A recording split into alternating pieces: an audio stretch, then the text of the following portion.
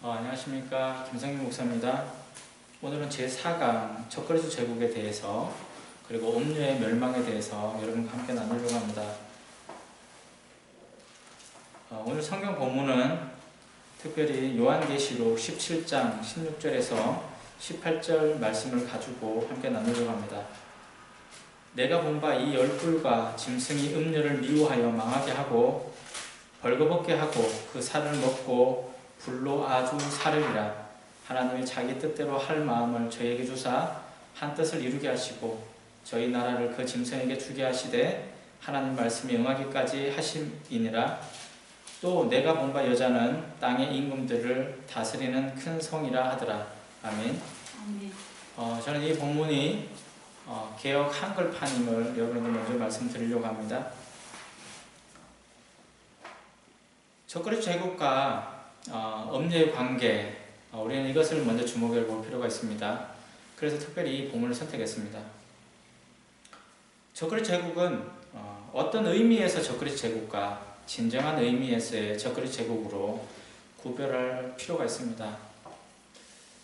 좀 더 쉽게 말하면 적그리스도 제국이 전후를 가지고 있다고 얘기할 수 있습니다. 제가 지난 강의에서 아시아의 멸망에 대해서 말씀을 드렸습니다. 아시아 멸망은 필연적이고 그리고 새 시대를 열어가는 뉴월드 오더를 이루기 위해서 신세계 질서를 이루기 위해서 반드시 거쳐야 하는 과정으로 필수적인 과정이라고 여러분에게 말해 줄 수 있습니다. 많은 목사님들이 베리칩에 대해서 관심을 가지고 연구하시고 많이 강의하시는 것을 볼 수 있습니다. 저는 베리칩에 대해서 얘기하려고 하는 것이 아니라 요한계시록에서 말하고자 하는 하나님의 예정에 대해서 여러분에게 특별히 얘기하기를 원합니다. 한국 전쟁이 일어나면 바로 이어져서 아시아의 멸망이 이어집니다. 아시아 멸망을 위한 3차 대전이 시작되는 거죠. 아시아가 멸망되어지면 비로소 적그리스도 제국이 등장하게 됩니다. 적그리스도 제국은 요한계시록 13장에 비로소 모습을 드러내는데요. 거짓 선지자와 적그리스도가 동시에 등장하는 것을 보게 됩니다. 요한계시록 13장 전반부는 적그리스도에 대한 부분이라면 후반부는 거짓 선지자에 대한 부분이라고 말을 할 수 있습니다. 우리가 음료에 대해서 주목해야 되는데요. 적그리스도는 음료라고 하는 특별히 전후로 나눠졌을 때 전반부를 지배하는 그러한 적그리스도 제국의 모습에서 드러나는 그런 존재들이라고 말을 할 수 있는데요. 그들이 만든 유엔이라든가 그리고 우리가 잘 알고 있듯이 IMF 그리고 우리가 잘 알고 있는 프리메이슨이라고 하는 조직 그리고 로마 캐톨릭의 예수회 이런 기타 등등의 모습으로 그들은 존재하고 있는 것을 보게 되죠. 저는 그들을 가리켜서 전반부의 적그리스도 제국이라고 저는 말을 하기를 원합니다. 후반부는 반전이 있습니다. 이러한 조직들이 제거되어진다는 거죠. 이것이 바로 음료의 멸망입니다. 성경에서 말하고자 하는 메시지가 뭘까요? 하나님이 우리에게 전해주고자 하는 메시지가 뭘까요? 그것은 겉으로 드러나기에는 신세계 질서가 프리메이슨과 그리고 예수회 그리고 뒤에 있는 또 다른 존재들이 계획한 그러한 이상적인 유토피아를 지향하는 듯 보이지만 성경은 우리에게 그것이 하나님의 심판의 과정이라고 우리에게 말해주고 있습니다. 저는 여러분들이 오바마 대통령에게 주목할 수 있는 안목이 있기를 원합니다.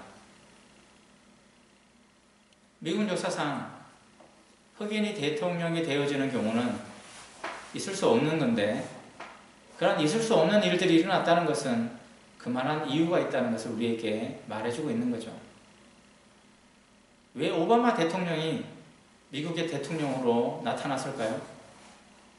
그리고 오바마 대통령의 임기 동안 지구의 역사상 어떤 일들이 일어나고 있는 걸까요? 이제 우리는 그러한 것들을 하나하나 생각해 볼 필요가 있습니다. 저는 다니엘서를 통해서 2강에서 다니엘서를 통해서 이스라엘이 적그리스도 제국으로서 드러나는 그러한 드러난 부분이 이스라엘이라고 저는 말씀드렸습니다. 물론 유엔도 드러나 있는 부분이죠.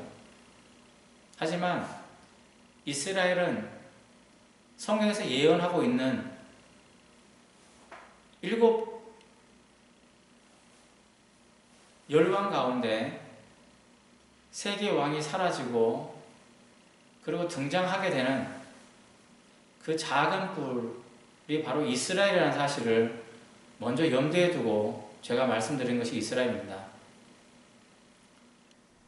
이스라엘은 록펠러 가문과 로스탈드 가문의 지원을 받아서 세워진 나라가 지금의 이스라엘이라고 할 수 있죠. 이스라엘이 등장하면서 비로소 중동이 중요한 그러한 위치를 차지하게 됩니다. 오늘날 끊임없이 이어지고 있는 분쟁과 그러한 테러리즘의 어떤 불씨들이 이스라엘의 출현을 통해서 시작되었다는 사실을 여러분 먼저 기억할 필요가 있습니다. 이스라엘이 왜 출현해야 할까요? 이스라엘이 존재하는 목적은 뭘까요? 여러분, 그것은 신세계 질서를 위해서 이스라엘이라는 나라가 세워졌다는 사실을 여러분 생각해 보시기 바랍니다. 왜 이스라엘이 신세계 질서의 중심이 있을까요? 중심에 서 있을까요? 그리고 왜 그들의 기술이, 그들의 지식이 1차 대전, 2차 대전, 그리고 3차 대전으로 이어지는 아주 중요한 핵심 기술들을 제공하는 그러한 존재들이 됐을까요?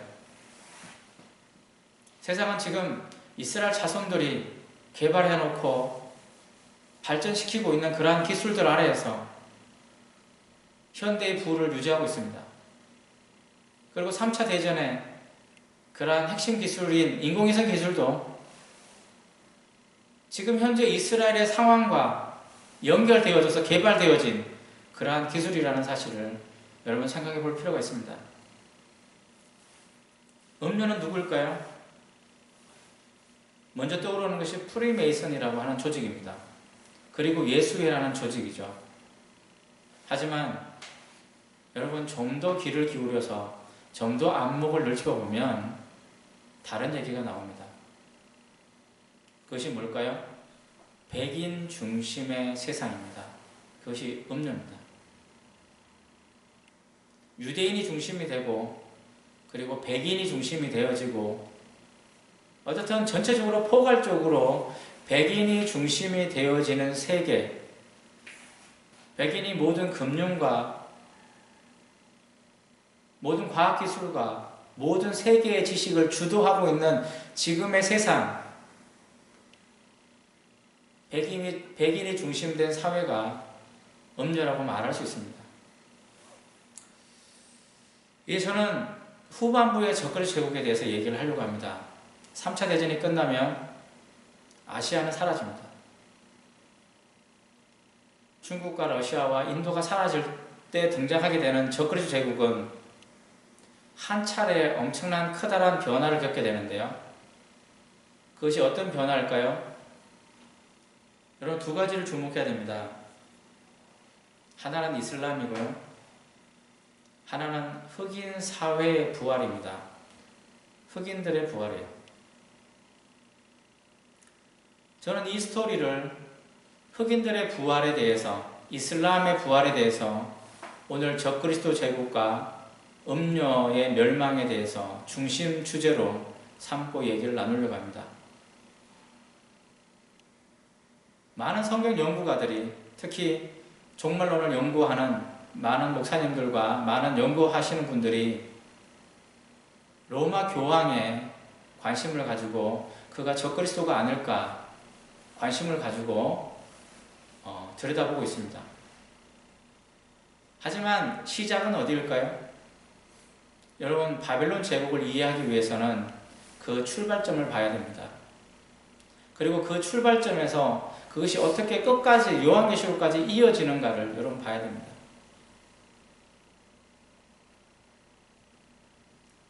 처음 니무롯에 의해서 세워졌던 그 바벨론 제국은요, 창세기 10장에 나옵니다.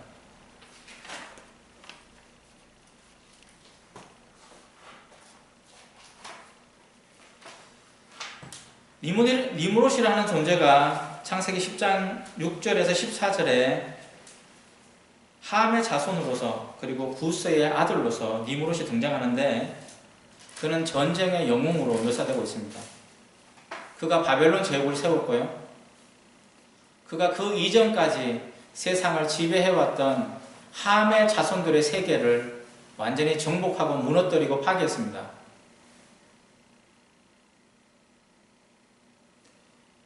니무롯이 왜 중요하냐면 그가 함의 자손이기 때문에 그렇습니다. 그리고 그 당시에 종교적인 거짓 선지라고 말할 수 있는 존재는 누구였을까요? 그는 가나안입니다. 함의 아들 가운데 가나안이 있는데, 그 가나안이 처음 바벨론 제국에서 거짓 선지자라고 할 수 있습니다. 니무롯은 적그리스도고 가나안이 거짓 선지자였죠. 이 바벨론 제국은 함의 자손들의 세계입니다. 마찬가지로 요한계시록에 등장하게 되는 그러한 적그리스도 역시 함의 제국이 될 것입니다. 이것을 기억해야 됩니다. 토사구팽이라는 말이 있습니다. 지금 프리메이슨과 로마 교황, 그리고 백인들의 사회, 어떤 유대인들, 그리고 유대인 조직 프리메이슨은 사냥개에 불과하다는 사실을 여러분 잘 생각해야 됩니다. 그들이 사냥개를 몰고 있는 주인이 아니라 결국 사냥개가 되어져서, 결국 모든 것이 마무리되어져서 지구상에 드러나게 되는 마지막 적그리스도 제국, 그들에 의해서 그들은 제거되어질 존재라는 사실을 여러분 생각하셔야 됩니다. 저는 여러분 이것을 말하고 싶어요. 앞으로 등장하게 되는 적그리스도 제국은요, 흑인들의 세상이 될 것입니다. 반드시 그렇게 될 거예요. 그것이 바로 음녀의 멸망입니다. 백인 사회가 붕괴되어지고 흑인들의 사회가 도래할 거라는 거예요. 그리고 이슬람은 그러한 사회를 만들어가는 그러한 중요한 키워드가 될 것입니다. 그래서 제가 오바마 대통령을 주목하라고 말을 하고 있는 것입니다. 이제 오바마 대통령이 2016년이 되면 이제 임기를 마치게 됩니다. 저는 오바마 대통령이 적그리스도라고 여러분에게 말하고 싶어요. 이제 2016년은 제3차 대전이 시작되어지는 해가 될 것이고, 한국전쟁이 시작되어지는 해가 될 것입니다. 그것은 오바마 대통령이 적그리스도이기 때문에 제가 던질 수 있는 메시지입니다. 성경 우리에게 그것을 경고하고 있습니다. 적그리스도 제국을 기억할 때 반드시 떠올라야 되는 메시지가 있다면 그것은 적그리스도는 함의 자손이요, 적그리스도는 백인이 아니라는 거예요. 그리고 그가 세울 제국은 함의 제국이 될 것이라는 사실입니다. 바벨론 제국의 특징이 있습니다. 처음 바벨론 제국은요, 니무롯이 세운 바벨론 제국은 셈의 자손들이 세웠던 세계를 멸망시켰고요,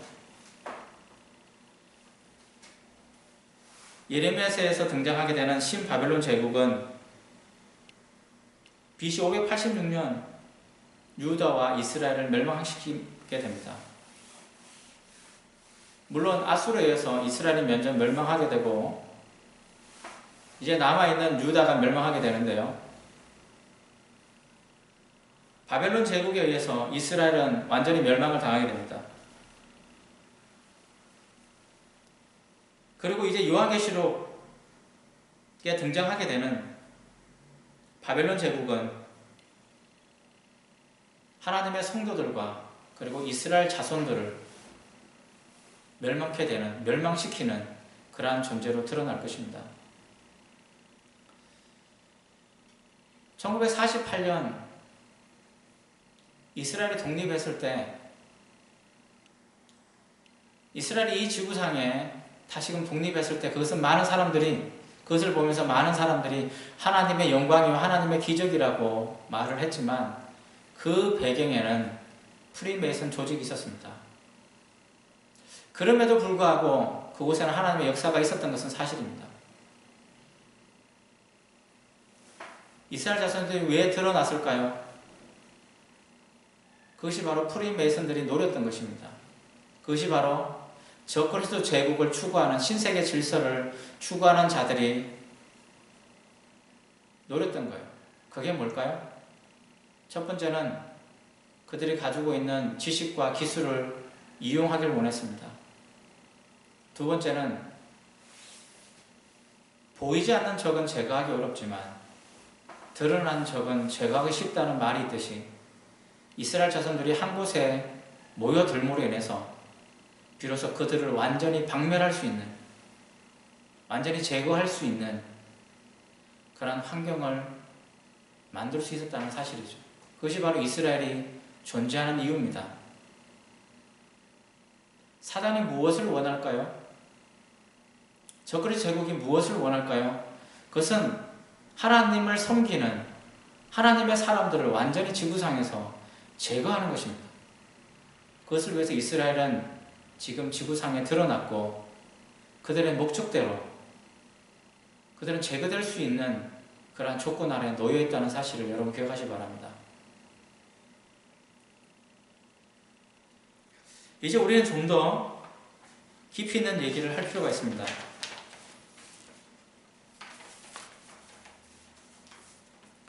왜 적그리스도 제국이 전반과 후반으로 나눠질 수밖에 없는가? 아시아가 멸망하고 난 후에 분명히 중동에서도 이슬람과 이스라엘이 충돌할 것이고 그리고 이슬람과 서방의 백인 사회가 충돌할 것입니다. 그 가운데 누가 어부지리를 얻게 될까요?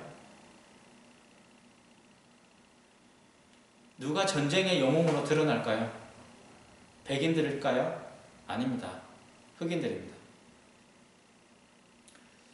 로마라는 나라가 왜 무너졌습니까? 여기는 중요한 메시지가 그 안에 숨어 있는데요. 로마가 멸망할 수밖에 없었던 이유는 용병들 때문입니다. 로마를 지켰던, 로마의 국경선을 지켰던 사람들이 누구죠? 로마 시민들입니까? 아니요. 용병들이었습니다. 여기저기에서 모여들었던 용병들이죠. 그렇다면 오늘 서유럽과 미국의 군대를 지탱하고 있는 대부분의 군인들은 누구죠? 백인입니까? 흑인입니까? 흑인들입니다. 그들은 지금 전쟁에 대한 굉장한 많은 지식과 노하우를 보유하고 있는 것이 흑인들이에요. 오바마 대통령 이후로, 아니 그 전부터 이미 특히 오바마 대통령이 당선되고 난 후에 흑인들의 활동이, 흑인들의 지위가 눈에 띄게 올라갔다는 사실입니다. 여러분 자세히 보십시오. 흑인들의 존재의 가치가, 흑인들의 존재가 눈에 띄게 발전했다는 사실이에요.